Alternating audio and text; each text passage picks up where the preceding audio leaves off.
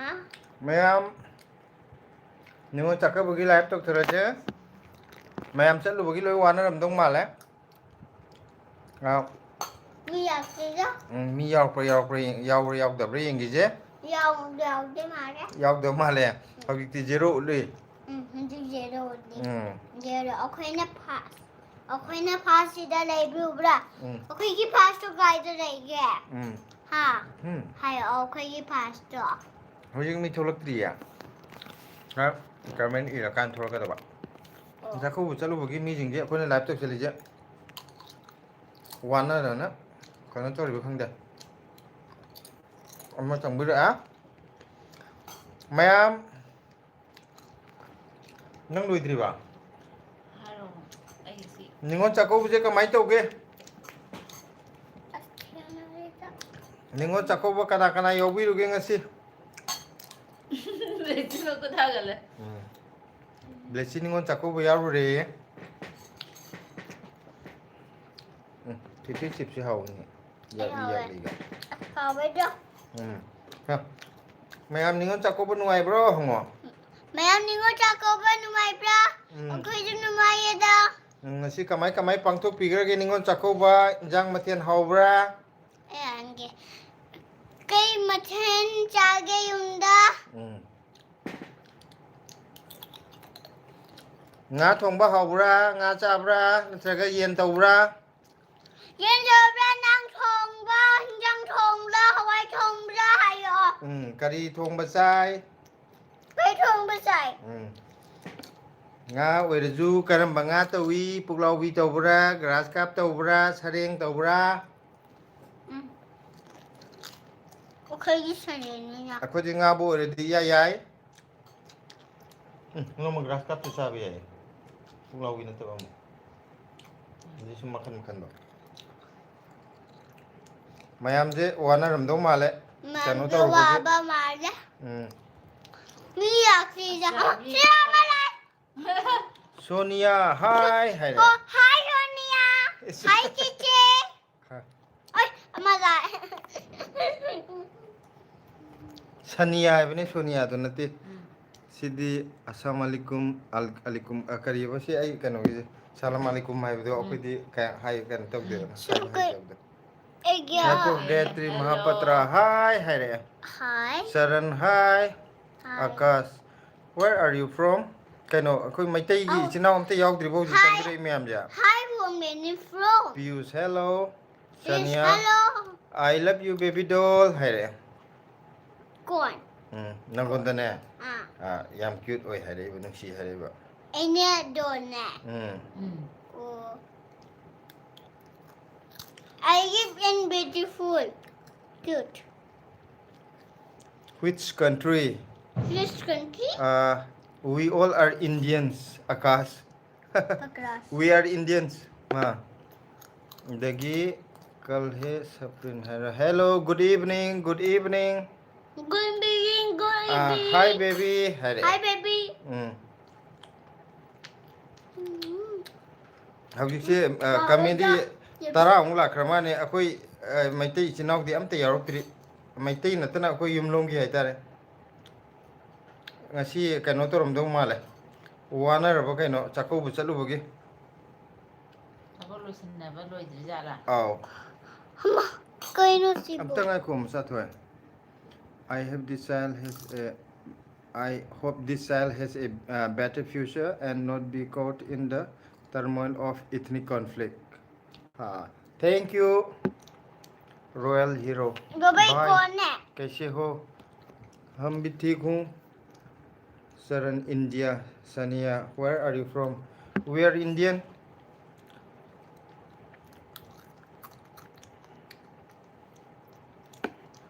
From the means Papa. This is your favorite George. Blessing and Naishala. Hey, ma'am. Ma'am, English rolling. भाई आपको हिंदी आती है हाँ जी आता हूँ हिंदी सनिया has your dinner not yet No, it's the dog. You WhatsApp man है रे Okay.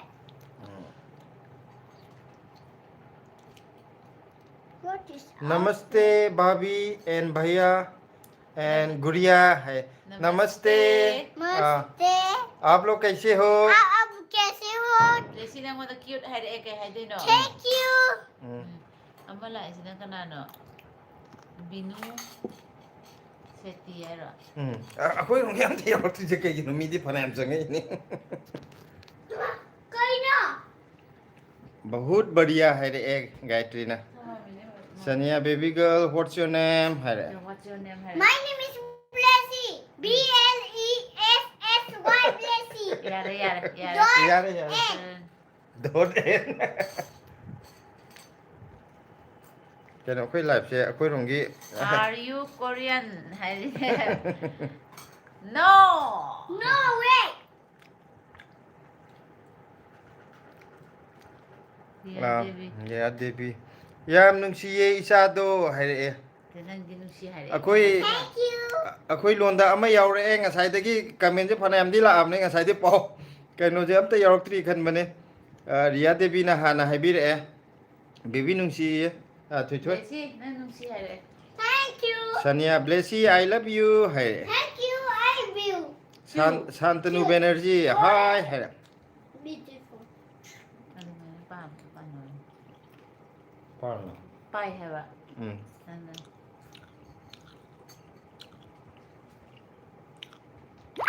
Biswan Limbu what's your national language Boro no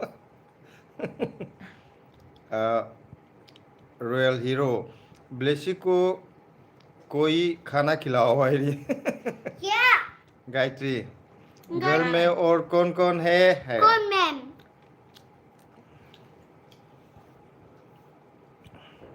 रिया देवी ना काय लेबिगे अखोय हौजिक युमदा लैरे Yumda hala ningol chako. निंगोल चाकोबो यावरुरे अदुगा युमदा हले रिया ती ngasi निंगोल चाकोबो चटपिदब्रो Kanino lang. माय चाबो नि लाम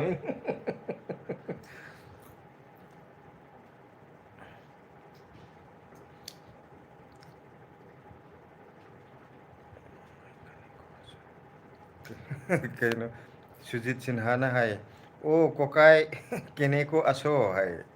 mini moments with century it's Manipuri language mitai है रे Alpha hi how are you all है senpai je kasar gi dona ta Kasagi da. hello है Hello रे senpai. Hello senpai Numairigo. Royal Hero na are you from Sikkim no we are from Manipur Riya Devi chatle yam nungaye hai adu ngasi di mathen di kamai ta mathen kamai kari ki chathar age nga kaino di injang di hawro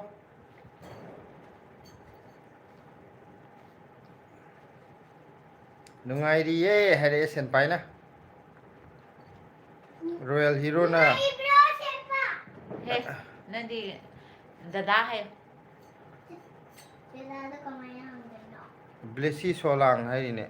Blessy hai Blessy hai mai Blessy I am from Northeast India Glossy hai ba.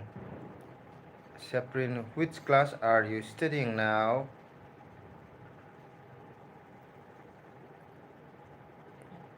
Meditation Kaino ngasi akoi rongi kaino je yaw yauruktrida. Nang kaino kayam yaw mo ngarang isem da. Missing mga gan. Oh, pare. Ai gida ahum di yaw. Ang meron ay nilising mga gan. Miss you Jubinda है ने ओडिशा कभी आए हो नहीं अभी तक तो ओडिशा गया नहीं है मगर जरूर जाऊंगा एक दिन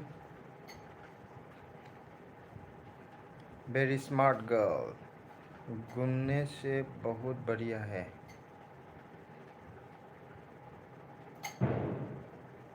हंदक संडे पोट पोरक्कद्रो आयने दा है नुनुबी ने हंदक संडे दीदी पोरारोय हाइदी ngasiju चाखौबा यावरुबगी हवाजार करिकरा कैमता लोनबा ngamdre atoppa mana masing di hojik loi loisengré ningtham thagi ko aduduna hawaijar gi budi mayam na khara kano tawbire order tawbire ado handaki sunday jida di ngamaroi ngasi lo lodram ni na अदो मथंगी Sunday दा अखोई try तौजगे अदो मथंग Sunday हंदकी जे नतबा मथंग दा मु लाकदौजीदा अखोई पुथोकचरकदौरदी मांगजौनना video दा जो अखोई अदुम हापचरके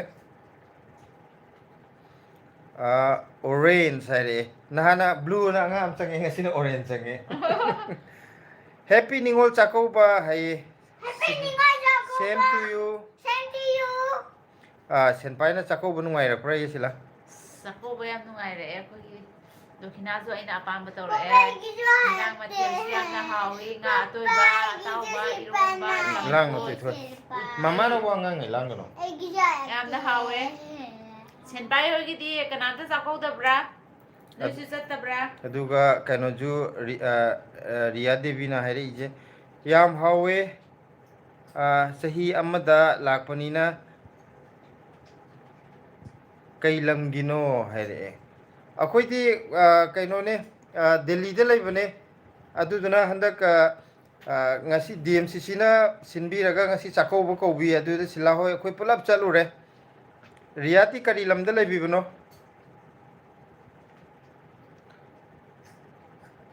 नुनुबीना okay Hare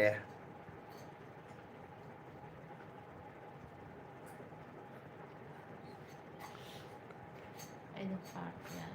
adagi Chips spoil mama. how are Yeah, you let's see. those Let's add it. situations of Manipur is Let's add stable it. now love from Assam ꯑꯩ ꯁꯥꯎꯔꯛꯇꯧꯔꯕꯅꯦ Blossis na I am from Shillong Meghalaya huh Papa, chips are going to ngako live tor ngai de yade ꯀꯧꯇꯥꯗ ꯄꯣꯔꯛꯆꯣ ꯀꯧꯇꯥꯗ ꯄꯣꯔꯛꯆꯣ aduga Roshan Singhana haire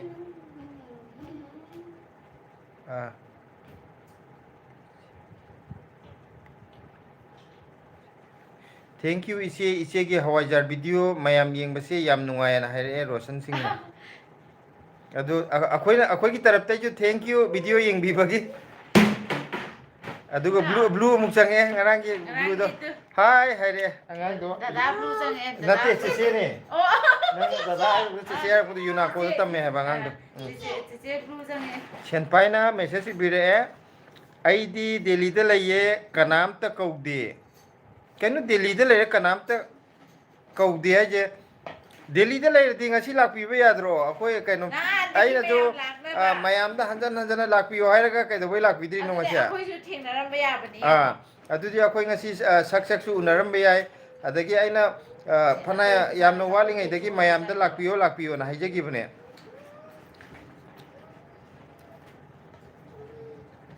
lingjen thangjam haina as lingjen thangjam nai ne nupi je sak yam thi obu oninge ye guli ja san yar kang de nang oi de ra ꯆꯥꯛ ꯆꯥꯔꯝꯗꯥꯏꯗ ꯌꯦꯡꯉꯨꯅꯨꯀꯣ ꯍꯣꯔꯦꯟ ꯑꯣꯊꯣꯔꯛꯑꯗꯤ ꯐꯔꯛ ꯑꯃ ꯇꯥꯅꯤ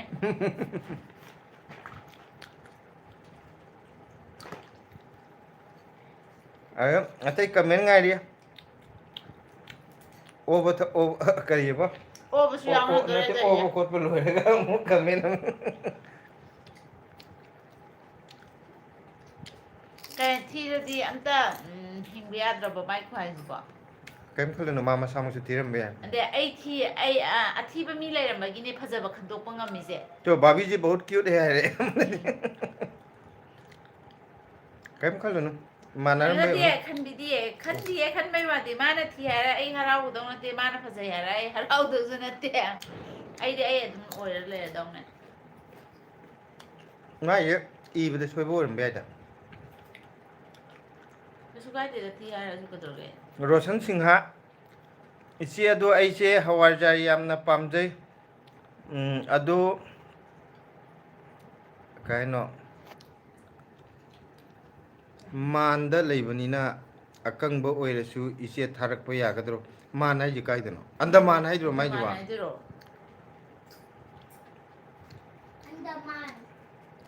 andaman haidro khangde man haidro Andaman Nupi. Gayatri मेरे को हिंदी थोड़ी थोड़ी आती है रीना मैं ओडिया हूँ अच्छा अच्छा ओडिशा देगी ना तुम थिन से कहीं लाइव चंबीरक्लिबा मयाम फजबा वहई थंबियु अखोइसु लाइव येंजरी ꯌꯥꯝ ꯆꯨꯝꯕ ꯋꯥꯐꯝꯅꯦ ꯑꯗꯣ ꯃꯥ ꯈꯔ ꯅꯨꯡꯉꯥꯏꯇ ꯇꯧꯔꯤ ꯑꯣꯏꯔꯝꯅꯤ ngasi atai kemta oiramoy ningon chakobuda dokna apam hapa maroi dunani senpai noi tamo leitabani angang nadi pubiyu yaroi adugini oho aduni haji keno tawbunina angang gainadi pubibudo khara pubiyo haibdo khara farak taena haiba tamo de thabak chathokibra atopulam chakhibra khangde adu yam nuaite hana khangnaramadi ko keno torombe yabani ꯍꯥꯏꯗꯤ sinaba ꯃꯥꯅꯦ habi chaninga ko ꯁꯤꯟꯅꯕꯗꯣꯀꯣ adi akoi rom chatpada lambi thoga ju natraga khara keno tawbu yabo di chaminaramba yabani hana khangna hudabji yam nuaitre ꯃꯥꯅꯦ ꯑꯩꯈꯣꯏꯗꯤ ꯑꯁꯥꯝꯗ ꯑꯗꯨꯝ ꯂꯩꯕ ꯃꯥꯟꯗ꯭ꯔꯒ ꯍꯦꯟꯕꯥꯏꯁꯦ lingjen thangjamna ikai rapo ha comment pa ba na saktuga nangna migi ningon kariba ningon chakobugi dakhna yamna pigi budo nangonda yamdabagi ninga mogdabra natraga nangna saksu thi bergaram tawramni aduga ikai bra kaina nangna nasana tumde ikai gidi leitraga ꯏꯀꯥꯏꯔꯒꯕꯨ ꯑꯩ ꯏꯁꯥ ꯏꯀꯥꯏꯔꯦ ꯑꯩ ꯊꯤꯔꯦ ꯍꯥꯏꯔꯒꯕꯨ ꯑꯩ ꯂꯣꯠꯁꯜꯂ ꯂꯩꯒꯗ꯭ꯔꯣ ꯑꯩꯗꯤ ꯏꯀꯥꯏꯕꯤꯗꯦ ꯗꯦꯝ ꯀꯤꯌꯥꯔꯅꯦ ꯑꯗꯨꯒꯤꯗꯤ ꯀꯩꯝ ꯈꯟꯕꯤꯒꯅꯣ ꯊꯤꯔꯁꯨ ꯑꯩꯅꯦ ꯐꯖꯔꯁꯨ ꯑꯩꯅꯦ ꯑꯗꯨꯝ ꯀꯩꯁꯨ ꯈꯟꯕꯤꯗꯦ ꯅꯪꯅ ꯊꯤ ꯍꯥꯏꯔꯒ ꯑꯩ nangna iriba wahaituna nang nasaje kanano haibdu takcharaga nasana tumde ikai gidi leitraga migonda ikai bra hangibo guli chadri bo ngasiga माजे लुना कितन थौरम दो माले लुना तो वाई नहीं आदि कनो तो वेबा माजे मपान थोगलेबा आदि मयुमदा हाना खरा ngangnarambududagi tokthokdana mapan yorok paije ngasi maje guli chahogdabra aduga natraga control ta hogdabra maya magi comment jam nokningdre yengune ei sak athi je mayam ne kitak utke naksalake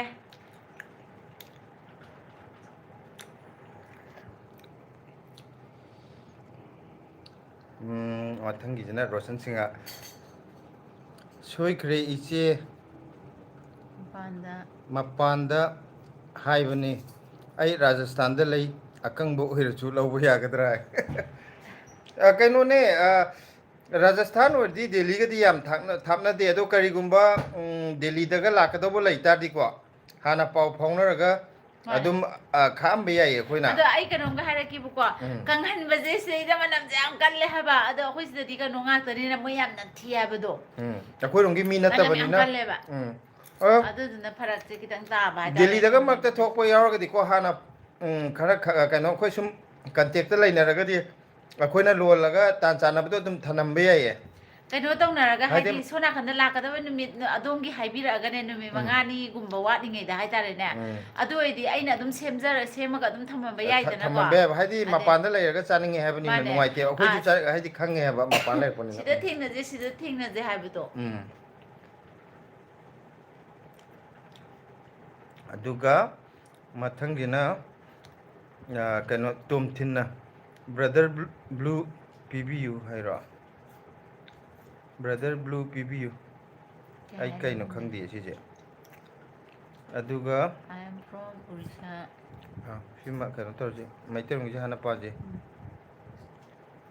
amma kai no jina antara thangjamna ngang lingjen sakti bi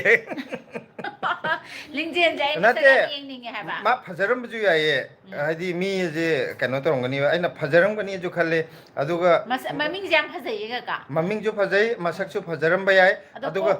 kokti kitang chai hai ta yam na di sak ko ro mo ju kitang mana da bai tare mayam dei adu mapan tholok bujidi nuai te dra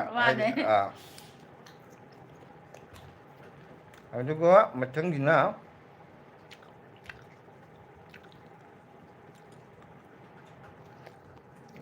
senpai na hoi chumme hai adune hana pawphong no dabdu am nungai tre ngasi ningo chakau buji da keno tok dabagi aduga antara thangjamna lingjen yong manbi ikai khangdabi ma kaino da u da nappa leram do male comment hairak tre comment ira dem ta pathoke dawne aga thangdolo gangtia how are you brother are you Hindu ha Yes, we are Hindu. 저 아이 짠돈도 틀래. Aduga Happy Ningol Chakau by Iche na akogi Darley Chawana hai. Thank you. Thank you. Aduga ai itaw amichanga English lonsel lo. Mai kok ngau je ni ka mai ngak DBS ki mai ngak chi ai di. DBS की माँ तो कितन DBS का खंगा मोइदा मा Aduga Are you seriously ignoring the message bro was expected. Goodbye hai.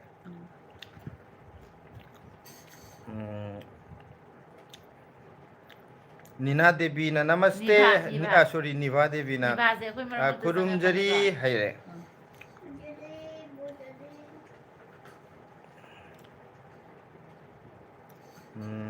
Boris sange hai. Now Boris hai. Happy Ningol Chako Boyamba and Iche and Blessy hai. Thank you. Thank you. Same to you, Boris. Boris akhoi ki Iche kainogumbai Iche hoi kari hoi kaubro ine hoi hai tare ko. Iche hoi ine hoi Boris hoi ki ju kaubro Chako bangasi. Blue ki ju ire. Aigi comment amatta Shindo vidra hai ramaya. ai ngasai di change na hai gibne atopa marakta aina kan bi awra ba kangogdre ne blue gi ja Tom tin hai na. tom tin na lingjen che kari hai no lona pham hai ra saba kauramani ye brother mai hidak ki hai ra ka dira Ande 0.25 ai ramaya. 0.25 ever kaino chaba kauramani moi kaino koki guli hong Orangan. changak tre mat kaino to grama ne guli jagar ba male kari kaino gyan khang ta tar ba male ngasa guli jaram dai gi 좀 아니 칼리디고 누피에만 다좀 시다 닝이제 거리기노 세네 양 농닝이제 kaim khalu no guli jagre ma ingdagre ai itaw jina Don Bosco student hai DBS DBS khanga mo di kaino ne da Sida deni biada thummo. Oni. akhoi na khangda ba natte da asongi nga sai mi khara yawrami do khanga mo na hai bani da itaw Ya lagdo. koi thoi khuna paidri di pa bu de du gi ne Naurem Vidyalay Machanu che nang kare no che ngasi live thabro chakok chatpada khanghogdre chakok chatpada ngasi mayam do chinman bagi haidi mayam do akoi unaba khona ba tawbugi ko live ti thahogdre 진짜 막 안강 세나보다네. 마통랑 강들 ngasi 산 보보지. ade akoi nungsibi bu mayam thengna bi budagi amaga wari sana amaga wari sana kaino toroktre ba nang kharna chelo mai du udre live ti thaja hogdre ado video na me ngasi di chalu ba kitang ware hayeng edit toraga hayeng thaga chara age memcha noi ani se yam nungai ba male ye memcha na kaino color phone aduga kaino na ngai na leiminai silaje ngasi chakau bu chalu bugi ma yamna kaino tar wakhan nungai ba aduda sila wakhan nungai de ai ju nungai hai tare sila wakhan nungai taragadi ma isau langa ga de ju dum kok sa hai tare mane mane da ko ina boris ki ngasi di kaudre ngasi di mi leita bai hai boris ki ju mi leita bai yaure moi sa gi de yaw ma le hoi nungai te mathang da kau bai du tare ya blue na blessy ji yam lenge as phaja lenge ma blessy uji lakna phana ngamde Naurem Vidyalay Machanu video oina ngairage yangna thagat piro o hoi thagalake hayeng ayuk se ngasi edit tawbuji kitang ware aduna hayeng tawraga oina hangchit ayuk ta thagalage hayeng tawrage editing je ngasi je mayam ada chakhu busalu bugi ko haidi mayam yambani na ko budo haidi charang to bugi khara ware ba ada kaino di khoi Vidyalay moi di chakho bu chatro ngasi yumdo I kaurabo natraga chakho bu chatpi bro अदो बोरिसोगी करी मथेल चारबा हाइदी चा कौद्रगजु कनो तौब्रो इंजांग दि हौरमदौदि माले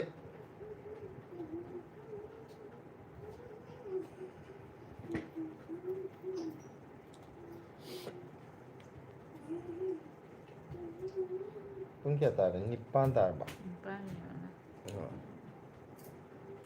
आई अतुदा कमे लागतरा आई phone जे मु कमे लेपनी को लाए लाए लाए विद्यालय मगी लाए सेसिला दक्षिणा येनसे है येनसे लेसिगी अमा आइगे अमा तौरे यामा येने यारने विद्यालय में चकौब चत्तब्रो ngasi कइनोने तुम थिन्ना मु लिंगजेन यावबना नुंगाई लिंगजेन थोपिरो अदुने हाइदि बोरिंग चुरे मा यावरादि अखोई वा डायलॉग से खर थोएबा मा यावद्रमिना बोरिंग चुरे याम फजना हाइरको आने लिंगजेन थोपिरो लिंगजेन दो हजि लिंगजेन हनग्र माल अदुबो अखोई ngसाइदगी अखोई गा लोन मानदब इचिने नाव मयाम अमा थोअमगा कइनोजे वारी जे खर नुंगाइरमदमने अदु लिंगजेन जु थोगलागा समाइना अखोई वारी ओता यावरम बजे नुंगदि नुंगाइ को अदु लिंगजेन वारोबो यादे अखोई पंगा ngangnabne मु थोपिरो कइनो तौरजे वारी साबा मो हौरजे बेड कमेंट्स किता बिबिरो खै खर नुंगाइ हनजेबा लाइफ से माने हाइदि सिदैदा लाइफ से एक्टिव ओहेलेबा नत्रगदि अखोई सुम बोरिंग चुदुइने सुम मुंदगिदना वाजे गानिगाइ लेरोइदैनेबा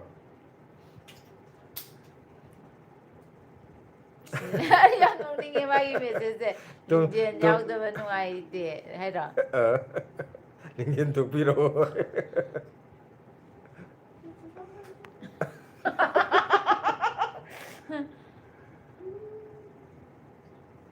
अस कइनोदि जुगो चादब मीजु थोले वायरस खरजु चंगे अखोई मरखिदा हादि मसा मसागी मचिनदगी अचुक जुगो चादबा वाहै वता सिजिनरिसे हाइनाब्रा हाइनादब्रा खंगदेबा यामना आदि मसा मसागी कैरेक्टर से दुम ताकजबदु ओइ हाबा माने जुगो चादब मीना जुगो चादब वांगांगी अफब मीना अफब वांगांगी अदुगा अहलमना वारक्तब मीना अहलमना वारक्तबगी मोंगदजु दुम वांगांगकनी वांगांग सांगांग हाइबजिना मागी मयुमजे करम्बा इमुंगदगी थोरकपनो वाइजे दुम लोइ खंगबनी अदुना सिदा कइमता वारौनिंगाइ लेते हाइदि थक्सी खाक्सी युमगी अहलना ताकपिरक्तब कांगुदो दुम जुगो चादना दुम मयाम मांग थोलाजु ngang हाइतारे मोइना असुगुम्बा वांगांग सांगांगिसे अखोइदि गसु दरकार ओइदेबा मोइदुनेबा मोइगी मसागी कैरेक्टर माबुदि फत्रे खंगगजु मोइबु पोक्पिबा इमा पाबदुजु जुगो चाद्रे हेबदे मोइन ताकचरेदना चेंथबदो कइनोने विद्यालय मगी हरे हंदक्ति यावबा फंगजरे चेचे होइगी ब्लॉग येंगागा करी हाइनो यावे खंजरगे हंदक्ति यावबा अच्छु सॉरी हंदक्ति यावबा फंगजद्रे हाइबा चेचे होइगी ब्लॉग येंगागा यावे खंजरे न हाय ओ अदुदि लिंगजेन जी दिल्ली लेनिगा लिंगजेन नति विद्यालय मने विद्यालय मजे हंदक कनो तौद्रे हबा हाइदि चाखोबु याहोद्रे अदो अखोई ब्लॉग कनो येंगागा दम यावरे न खल्लगे न हाबने अदु नुवाइते विद्यालय मोइ कनो तौ चाखोबु याहोदबजे तोमथिनै रेजे ब्रदर जुगो चादब मी ककनबने ब्लू पीबीयू आई कगलके अच्छा ब्लू वीडियो जे कनोद नत्रो जुगो चादब मीदुदा कमाइना पी आई कमाइना पीबनो खंगद्रेने मपान थोके थितोय आई फोंजे खुनिंग वांगी तोंगबा यादरेबा ब्लू पीबजे नाहम कइनोगी अमदि का यावगिबनेबको सिगिजे चिंगदरगा lightning green close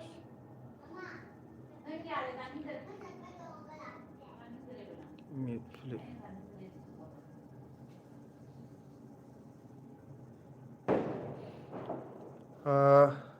Thangdulo Maitei are good in cooking fish sabne. Maitei dinga pambagi ne yam chumme. Ai ma blue pea je karam bano khangdre.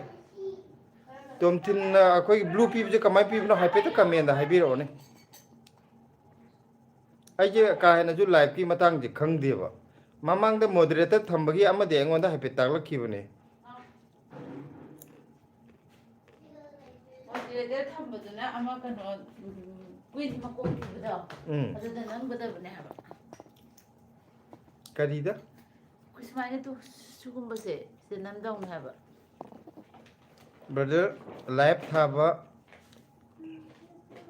Life ꯊꯥꯕ ꯀꯥꯡꯕꯨꯗ ꯍꯪꯕꯤꯌꯣ ꯍꯥꯏꯕ ꯑꯣ ꯃꯊꯪꯗ ꯍꯪꯉꯒꯦ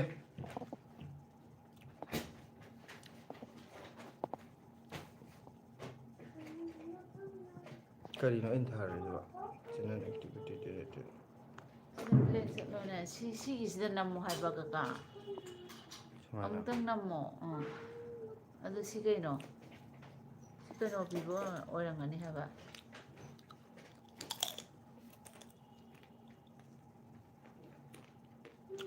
ꯇꯣꯞ ꯐꯦꯟ ꯁꯤꯗ ꯀꯩꯗꯧꯗꯣꯏꯅꯣꯕ ꯅꯝꯖꯜꯂꯣ ꯑꯗꯨꯗ ꯁꯤꯗꯤ ꯇꯣꯞ ꯐꯦꯟꯁꯤꯅ ꯂꯥꯛꯏꯁꯦ ꯅꯍꯥꯟꯃꯨꯛ ꯑꯗꯨꯗ ꯅꯝꯒꯗꯕꯅꯦꯅ ꯑꯃ ꯑꯃ ꯇꯥꯛꯂꯒ ꯑꯃꯁꯨ ꯇꯧꯈꯤꯕꯅꯦꯕ ꯃꯣꯗꯦꯔꯦꯇꯔ ꯍꯥꯞꯄꯗꯣ ꯑꯩꯒꯤ ꯀꯃꯦꯟꯁꯨ ꯎꯗ꯭ꯔꯕꯣ ꯍꯥꯏꯔꯛꯑꯦ ꯀꯅꯥꯅꯅꯣ ꯕ꯭ꯂꯨ ꯑꯉꯥꯡꯗꯣ ꯑꯣ ꯄꯥꯈꯤꯗꯥꯏꯅꯦ ꯃꯥꯒꯤ ꯀꯃꯦꯟꯁꯦ ꯄꯥꯒꯤ ꯕ꯭ꯂꯦꯁꯤꯁꯦ ꯌꯥꯝꯅ ꯂꯦꯡꯉꯦ ꯑꯥꯎ ꯕ꯭ꯂꯦꯁꯤꯁꯦ ꯈꯔ ꯌꯥꯝꯅ ꯅꯠꯇꯦ ꯈꯔ ꯁꯤꯗꯤ ꯌꯥꯝ ꯉꯁꯥꯏ ꯂꯦꯡꯉꯦ ꯄꯥꯈ꯭ꯔꯗꯨꯗꯤ ꯄꯥꯏꯌꯦ ꯄꯨꯂꯞ ꯁꯝꯅꯅ ꯍꯥꯏꯈꯤꯕꯗꯨꯗꯅꯦ ꯑꯩꯁꯦ ꯀꯩ ꯌꯥꯝ ꯃꯣꯗꯔꯦꯇꯔꯒꯤꯁꯤꯁꯨ ꯌꯥꯎꯕꯅꯦ ꯑꯣꯞꯁꯟꯗꯣ ꯃꯊꯪꯗꯗꯤ ꯍꯥꯏꯐꯦꯠ ꯌꯦꯡꯉꯒꯦ ꯁꯨꯃꯥꯏꯅ ꯀꯃꯦꯟ ꯀꯛꯄꯁꯦ ꯀꯃꯥꯏ ꯀꯩꯅꯣ ꯇꯧꯕ ꯑꯗꯣ ꯑꯗꯨꯒ ꯀꯩꯅꯣ ꯇꯧꯔꯒꯦ ꯕ꯭ꯂꯨ ꯍꯥꯞꯂꯗꯤ ꯌꯥꯝ ꯐꯅꯤ ꯍꯥꯏꯕ ꯃꯊꯪ ꯂꯥꯏꯐꯇꯗꯤ ꯑꯩ ꯁꯣꯏꯗꯅ ꯍꯥꯞꯄꯛꯑꯒꯦ ꯑꯗꯨꯒꯤ ꯃꯇꯥꯡꯗ ꯐꯖꯅ ꯈꯪꯉꯒ ꯌꯥꯔꯦ ꯅꯪ ꯆꯥꯔꯨꯔꯅꯨ ꯑꯉꯥꯡꯒꯤ ꯊꯝꯈ꯭ꯔꯣ ꯈꯪꯗꯦ ꯑꯩꯁꯨ ꯁꯨꯝ ꯃꯤꯅꯥꯛꯇ ꯂꯩꯕꯁꯤꯗ ꯑꯗꯨꯝ ꯄꯪꯆꯥ ꯆꯥꯔꯤꯕꯅꯤ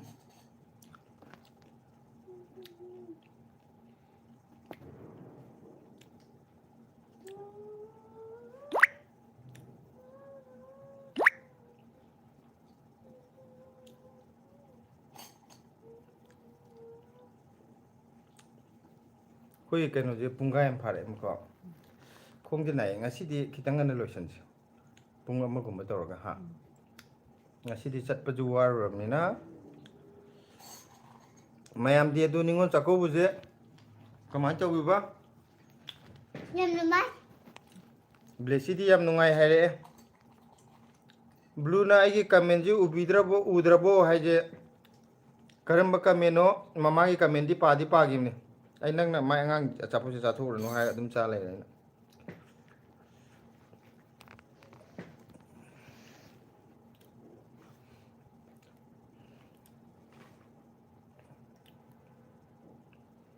ꯑꯩꯈꯣꯏ ꯀꯩꯅꯣꯁꯦ ꯀꯔꯤꯕ ꯉꯁꯥꯏꯗ ꯂꯤꯡꯖꯦꯜ ꯊꯣꯛꯈꯤꯕꯗ ꯂꯥꯏꯐꯁꯦ ꯆꯞ ꯂꯦꯞꯄꯤ ꯕꯣꯔꯤꯡ ꯆꯨꯔꯦꯗ ꯂꯤꯡꯖꯦꯜ ꯇꯧꯈꯤ ꯕ꯭ꯂꯨꯅ ꯑꯗꯨꯒꯤ ꯅꯦꯛꯁꯇ ꯑꯃ ꯍꯥꯏꯈꯤꯕꯅꯦ ꯍꯥꯏꯔꯛꯑꯦ ꯌꯥꯎꯗꯤꯌꯦ ꯑꯗꯨꯗꯤꯀꯣ ꯑꯗꯨꯗꯤ ꯊꯣꯛꯂꯛꯇꯦ ꯅꯪꯒꯤ ꯀꯃꯦꯟꯗꯣ ꯀꯔꯤꯅꯣ ꯈꯪꯗ꯭ꯔꯦ ꯍꯥꯏꯗꯤ ꯁꯤꯗꯩꯗ ꯑꯩꯈꯣꯏꯅ ꯆꯤꯡꯈꯠꯂ ꯌꯦꯡꯕꯗ ꯌꯥꯎꯗꯦꯕ ꯀꯃꯦꯟ ꯑꯃ ꯄꯤꯈꯤ ꯑꯗꯣ ꯍꯥꯏꯠ ꯇꯧꯈ꯭ꯔꯕ ꯈꯪꯗꯦ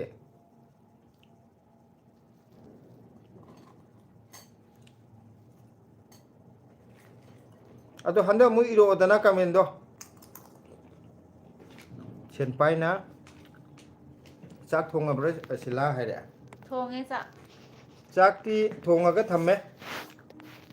ꯑꯗꯣ ꯆꯥꯛꯀꯧꯕ ꯆꯠꯂꯨꯕꯒꯤ ꯀꯥ ꯍꯦꯟꯅ ꯂꯥꯝꯗꯦꯅ ꯑꯩꯈꯣꯏ ꯉꯥꯏꯍꯥꯛꯇꯪ ꯂꯩꯔ ꯆꯥꯁꯦꯅ ꯑꯗꯣ ꯀꯩꯅꯣꯗꯤ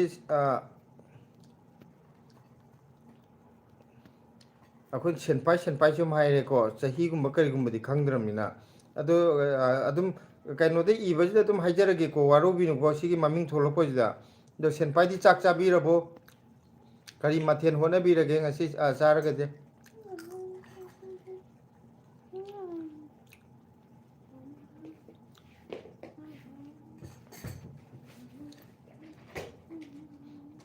ꯑꯩꯗꯤ ꯉꯁꯥꯏ ꯀꯩꯅꯣꯗ ꯆꯥꯛꯀꯧꯕ ꯃꯐꯝꯗ ꯏꯆꯦ ꯑꯃꯗ ꯏꯃꯥ ꯀꯧꯁꯤꯜꯂꯕꯗ ꯑꯩ ꯏꯇꯣꯝꯇ ꯁꯨꯝ ꯏꯀꯥꯏꯔꯦ ꯑꯩꯅ ꯏꯆꯦ ꯀꯧꯕꯅꯦ ꯉꯁꯥꯏ ꯏꯆꯦ ꯀꯩꯁꯨ ꯀꯥꯏꯗꯦ ꯍꯥꯏꯔꯗꯨꯗꯤ ꯅꯠꯇꯦ ꯀꯥꯏꯗꯦꯕꯨꯗꯤ ꯍꯥꯏꯔꯁꯨ ꯑꯩ ꯏꯇꯣꯟꯗ ꯁꯨꯝ ꯚꯥꯕ ꯑꯃ ꯁꯨꯝ ꯈꯜꯂꯛꯄꯗꯣ ꯆꯥꯛ ꯊꯣꯡꯗ꯭ꯔꯤꯌꯦ ꯁꯦꯟꯄꯥꯏ ꯍꯣꯏꯒꯤꯗꯤ ꯀꯔꯝ ꯀꯥꯟꯗ ꯊꯣꯡꯗꯣꯏꯅꯣ ꯈꯔ ꯊꯦꯡꯅ ꯆꯥꯔꯝꯒꯅꯤ ꯑꯩꯈꯣꯏꯗꯤ ꯉꯁꯤ ꯆꯥꯛꯀꯧꯕ ꯆꯥꯁꯤꯜꯂꯕꯅꯤꯅ ꯈꯔ ꯉꯟꯅ ꯆꯥꯒꯦꯅ ꯆꯥꯛ ꯉꯟꯇꯥ꯫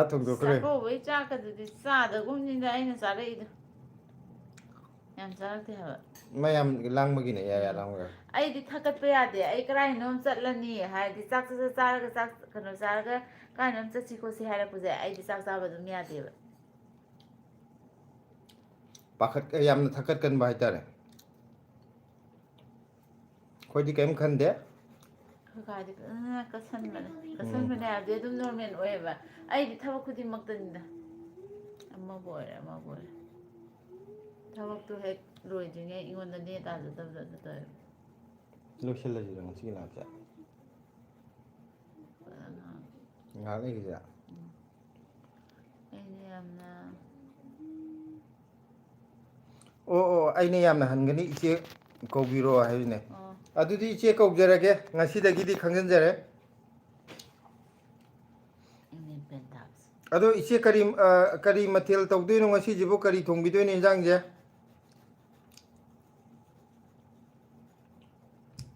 30K ꯑꯁꯣꯛ ꯁꯄꯝ 30K ꯁꯨꯕꯗ ꯖꯣꯕ ꯔꯤꯚꯤꯜ ꯇꯧꯕꯤꯗꯣꯏꯅꯤꯀꯣ ꯀꯔꯤ ꯍꯥꯏꯅ ꯅꯤꯡꯁꯤꯡꯕ꯭ꯔꯥ ꯍꯥꯏꯗꯣꯏꯔꯥ ꯇꯧꯗꯣꯏꯅꯦ ꯇꯧꯖꯒꯦ ꯃꯌꯥꯝꯒꯤ ꯍꯥꯏꯗꯤ ꯍꯥꯏꯅꯈꯤꯕꯅꯤꯅ ꯕ꯭ꯂꯦꯁꯤꯒꯤ ꯃꯃꯥꯒꯤ ꯑꯁꯣꯛ ꯍꯤꯌꯔꯁꯦ ꯁꯥꯄꯝꯅꯅꯦꯀꯣ ꯌꯥꯝꯅ ꯍꯥꯏꯕꯤꯔꯛꯏꯁꯦ ꯕ꯭ꯌꯨꯇꯤꯐꯨꯜ ꯑꯣꯏ ꯕ꯭ꯂꯨꯅ ꯕ꯭ꯂꯦꯁꯤꯒꯤ ꯃꯃꯥꯒꯤ ꯍꯤꯌꯔꯁꯦ ꯌꯥꯝꯅ ꯕ꯭ꯌꯨꯇꯤꯐꯨꯜ ꯑꯣꯏꯌꯦ ꯅꯪ ꯁꯝꯗꯣ ꯐꯖꯩꯌꯦ ꯑꯩ ꯀꯩꯅꯣ ꯁꯝ ꯐꯖꯩ ꯑꯗꯨ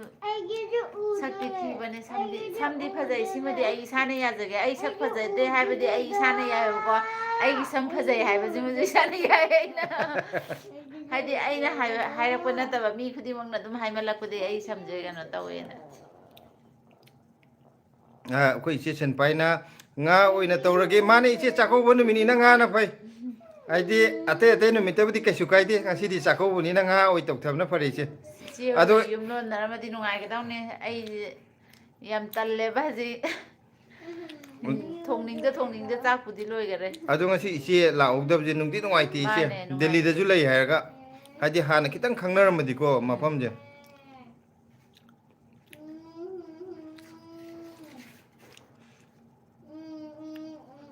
ꯑꯗꯣ ꯉꯥꯁꯦ ꯑꯩꯈꯣꯏꯁꯨ ꯌꯥꯝ ꯄꯥꯝꯃꯦ ꯁꯤꯂꯥꯁꯨ ꯌꯥꯝ ꯄꯥꯝꯃꯦ ꯑꯩꯁꯨ ꯌꯥꯝ ꯄꯥꯝꯃꯦ ꯊꯣꯏꯊꯣꯏꯁꯨ ꯌꯥꯝ ꯄꯥꯝꯃꯦ ꯑꯗꯨꯅ ꯉꯥꯅ ꯈ꯭ꯋꯥꯏ ꯐꯔꯦ ꯍꯧꯖꯤꯛꯀꯥꯟꯗꯤ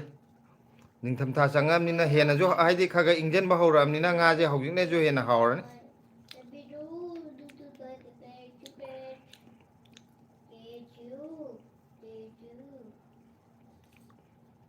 ꯕ꯭ꯂꯨꯅ ꯕ꯭ꯂꯦꯁꯤ ꯁ꯭ꯋꯥꯏ ꯃꯅꯤꯡꯗ ꯂꯣꯠꯂꯤ ꯃꯥ ꯁꯥꯟꯅꯔꯤ ꯅꯪ ꯆꯦꯆꯦꯅ ꯍꯪꯉꯛꯑꯦ ꯅꯪ ꯀꯥꯏ ꯂꯩꯈ꯭ꯔꯒꯦꯅ ꯅꯪꯅ ꯇꯨꯝꯕ ꯃꯅꯤꯡꯗ ꯇꯨꯝꯕ ꯂꯩꯔ ꯀꯃꯥꯏꯅ ꯎꯗꯣꯏꯅꯣ ꯅꯪ ꯀꯥꯈꯠꯂꯛꯀꯗꯧ ꯅꯠꯇ꯭ꯔꯣ ꯉꯥꯎꯔꯦ ꯑꯥ ꯑꯩꯁꯨ ꯌꯥꯝꯅ ꯇꯜꯂꯦ ꯑꯩꯁꯨ ꯌꯥꯝꯅ ꯇꯜꯂꯦ ꯏꯇꯣꯝꯇꯅꯤ ꯂꯩꯐꯝ ꯈꯪꯗꯦ ꯃꯊꯪꯗꯗꯤ ꯏꯆꯦ ꯆꯥꯛꯀꯧꯕ ꯑꯣꯏꯔꯁꯨ ꯑꯗꯒꯤ ꯀꯔꯤꯒꯨꯝꯕ ꯑꯃ ꯑꯩꯈꯣꯏ ꯗꯦꯜꯂꯤꯗ ꯃꯌꯥꯝ ꯄꯥꯡꯊꯣꯛꯄꯁꯦ ꯑꯩꯈꯣꯏꯁꯨ ꯑꯗꯨꯝ ꯄꯥꯎ ꯍꯥꯏꯖꯔꯛꯀꯦ ꯑꯗꯨꯝ ꯏꯆꯦꯁꯨ ꯀꯩꯅꯣ ꯇꯧꯔꯗꯤ ꯍꯥꯏꯗꯤ ꯂꯥꯛꯄ ꯌꯥꯔꯒꯗꯤ ꯑꯗꯨꯝ ꯂꯥꯛꯄꯤꯌꯣ ꯑꯩꯈꯣꯏꯅ ꯂꯝꯕꯤ ꯊꯣꯛꯑꯒꯁꯨ ꯑꯩꯈꯣꯏꯒ ꯑꯗꯨꯝ ꯆꯠꯃꯤꯟꯅꯔꯁꯨ ꯌꯥꯏ ꯏꯆꯦ ꯑꯩ ꯎꯏꯔꯦꯗ ꯂꯦꯞꯄꯁꯤꯔꯥ ꯅꯪꯁꯨ ꯋꯥꯔꯦ ꯑꯗꯨꯗꯣ ꯅꯪ ꯇꯨꯝꯅꯤꯡꯉꯦ ꯍꯥꯏꯔꯒ ꯀꯃꯥꯏꯅ ꯇꯧꯗꯣꯏꯅꯣ ꯑꯗꯨꯝ ꯌꯦꯡꯗꯣꯏꯅꯦ ꯁꯦ ꯂꯣꯏꯁꯤꯜꯂꯁꯦ ꯑꯩꯈꯣꯏ ꯏꯆꯦꯅ ꯍꯣꯏ ꯍꯥꯏꯔꯛꯑꯦ ꯃꯥꯅꯦ ꯁꯨꯝ ꯅꯨꯡꯉꯥꯏ ꯑꯁ ꯄꯨꯜꯂꯝꯃꯗꯤ ꯅꯨꯡꯉꯥꯏꯗꯧꯅꯦ ꯎꯝ ꯑꯩꯈꯣꯏꯅꯁꯨ ꯍꯥꯟꯅ ꯁꯨꯡꯈꯪ ꯈꯪꯗꯦ ꯉꯁꯤ ꯈꯛꯇꯅꯦ ꯌꯦꯡꯉꯣ ꯑꯗꯣ ꯑꯩꯈꯣꯏ ꯏꯆꯦ ꯍꯣꯏꯁꯨ ꯃꯌꯥꯝ ꯆꯪꯕꯤꯔꯤ ꯑꯗꯣ ꯉꯁꯤꯒꯤ ꯂꯥꯏꯐꯁꯦ ꯏꯆꯦ ꯉꯁꯤꯗꯤ ꯈꯔ ꯇꯦꯟꯅ ꯂꯣꯏꯁꯤꯟꯖꯔꯒꯦ ꯑꯩ ꯎꯏꯔꯦ ꯁꯤꯂꯥꯁꯨ ꯃꯁꯥꯁꯦ ꯋꯥꯔꯦ ꯎꯏꯈꯔꯦ ꯅꯪꯅ ꯀꯣꯏꯂꯣꯠ ꯂꯣꯠ ꯂꯣꯏꯁꯤꯟꯒꯅꯣꯅꯦ ꯄꯄꯥ ꯑꯗꯨꯅ ꯃꯌꯥꯝ ꯃꯃꯥ ꯑꯃꯨꯛ ꯇꯧꯔꯣ ꯂꯥꯎ ꯃꯊꯪꯒꯤ ꯕ꯭ꯂꯣꯛꯇ ꯑꯃꯨꯛ ꯊꯦꯡꯅꯔꯁꯦ ꯗꯤꯅꯦꯁ ꯂꯥꯏꯁ꯭ꯔꯝꯅ ꯌꯨꯇ꯭ꯌꯨꯕꯀꯤ ꯀꯩꯅꯣ ꯃꯌꯥꯝ ꯊꯥꯕꯤꯔꯛꯑꯦ ꯊꯣꯏꯕ ꯀꯦ ꯑꯩꯆ ꯍꯥꯏꯅ ꯍꯥꯏꯔꯛꯑꯦ ꯊꯣꯏꯕ ꯀꯦ ꯃꯥꯒꯤ ꯑꯃꯨꯛ ꯑꯩꯆꯅꯁꯨ ꯍꯥꯏ ꯍꯥꯏꯔꯛꯑꯦ ꯑꯩꯈꯣꯏ ꯑꯩꯒꯤ ꯑꯃꯨꯛ ꯂꯥꯏꯐꯁꯦ ꯂꯣꯏꯁꯤꯜꯂꯁꯤꯔ ꯃꯌꯥꯝꯁꯦ ꯆꯪꯕꯤꯔꯛꯇ꯭ꯔꯦꯅ ꯈꯜꯂ ꯀꯥꯟꯗ ꯀꯃꯦꯟ ꯁꯠ ꯆꯣꯡꯊꯣꯔꯛꯏꯗ ꯁꯤꯂꯥꯁꯦ ꯎꯏꯔꯨꯔꯕꯅꯦ ꯃꯃꯤꯠ ꯈꯔ ꯑꯃꯨꯛ ꯑꯩ ꯁꯤꯡꯉꯛꯑꯦ ꯎꯏꯔꯦ ꯀꯃꯦꯟ ꯊꯣꯛꯂꯛꯄꯗ ꯃꯌꯥꯝ ꯂꯥꯏꯐꯁꯤꯗ ꯀꯩꯅꯣ ꯌꯥꯎꯕꯤꯔꯒꯗꯤ ꯉꯥꯏꯍꯥꯛ ꯆꯠꯊꯈꯤꯁꯦ ꯍꯥꯏꯔꯒꯗꯤ ꯀꯃꯦꯟ ꯈꯔ ꯄꯤꯕꯤꯔꯛꯑꯣ ꯉꯥꯏꯍꯥꯛ ꯁꯥꯡꯗꯈꯤꯁꯦ ꯅꯠꯇ꯭ꯔꯒꯗꯤ ꯑꯩꯈꯣꯏꯁꯨ ꯁꯨꯝ ꯋꯥꯔꯨꯕꯒꯤ ꯕꯣꯔꯤꯡ ꯆꯨꯕꯒ ꯁꯤꯂꯥꯁꯦ ꯁꯨꯝ ꯎꯏꯔꯛꯑꯦꯕ ꯑꯗꯨ ꯂꯣꯏꯁꯤꯜꯂꯒꯦꯅ ꯈꯜꯂꯨꯔꯕꯅꯦ ꯑꯩ ꯎꯔꯦ ꯎꯝ ꯄꯄꯥ ꯍꯥꯎ ꯃꯨꯊꯠꯀꯅꯣ ꯃꯨꯊꯠꯀꯅꯣ ꯂꯣꯏꯅꯃꯛ ꯁꯥꯟꯅꯧ ꯂꯣꯏꯅꯃꯛ ꯂꯣꯏꯅꯃꯛ ꯁꯥꯟꯅꯧꯋꯣ ꯃꯦꯁꯤ ꯋꯥꯔꯤ ꯑꯃꯨꯛ ꯂꯣꯏ ꯁꯥꯗꯣꯏꯔꯣ ꯎꯝ ꯎꯝ ꯐꯖꯅ ꯐꯝꯃꯣ Indira Chanuna jo hi hai re. ꯍꯥꯏ ꯍꯥꯏꯔꯣ Hi. Hi hai na. Hi, Bim. Ai di atai mo na de ai khong je. Si am nai ba. Hai konjala pham ba je.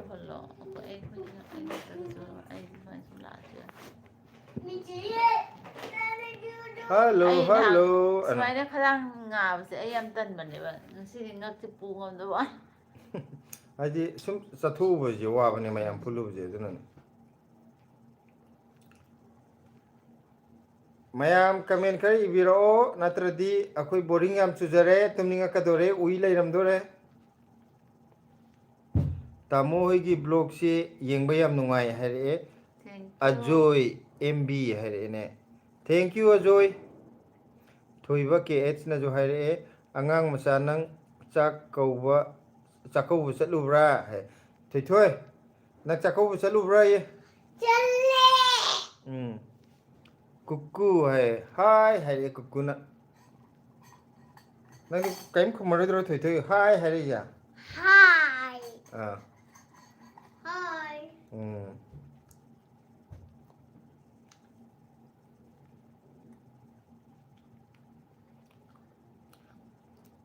Ai si je hai ba hetai se assalamu alaikum hai je.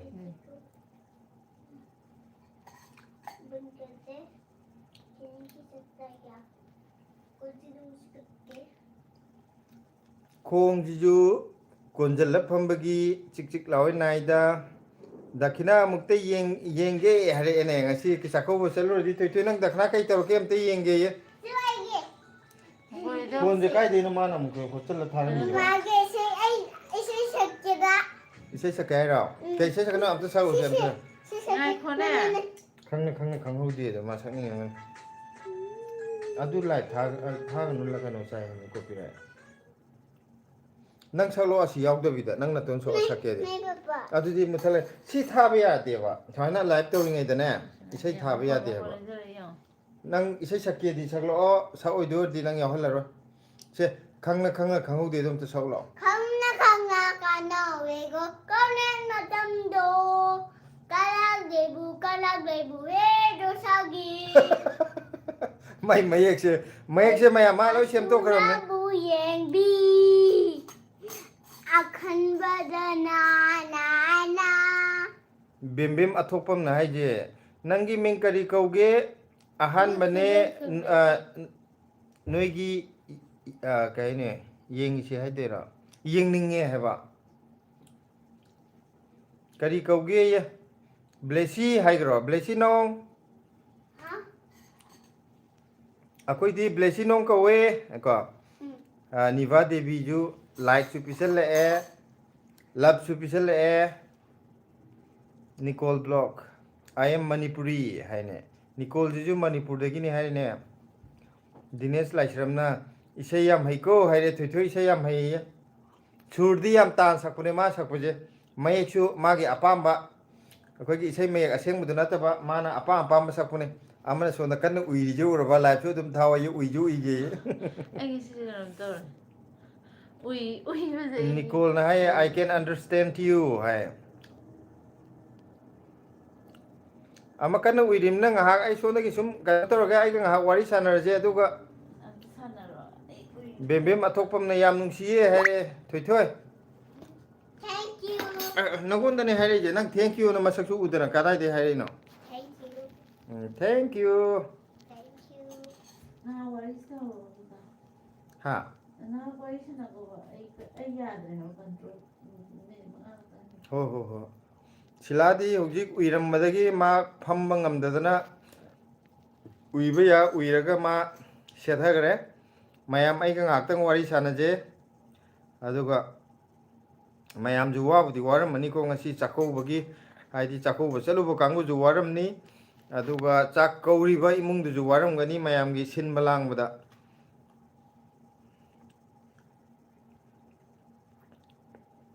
Koijam Lalit Singh ama je tumninga male ma je waraba yamna pungding ali ada ngasi chakau basalui ba khoi si Delhi da ju chakau khoi gi kaino na DMCC na silaga chakau bi ba khoi gi ningol jing loina mak ꯑꯗꯣ ꯆꯠꯂꯨꯕꯒꯤ ꯁꯨꯝ ꯃꯌꯥꯝ ꯄꯨꯜꯂꯨꯕꯗꯣ ꯑꯗꯨꯒꯤ ꯀꯩꯅꯣ ꯃꯌꯥꯝ ꯄꯨꯟꯕꯅꯤꯅ ꯈꯔꯁꯨ ꯀꯨꯏꯔꯦ ꯑꯗꯨꯗ ꯃꯥ ꯀꯩꯅꯣ ꯇꯧꯕ ꯋꯥꯔꯕ ꯉꯁꯤ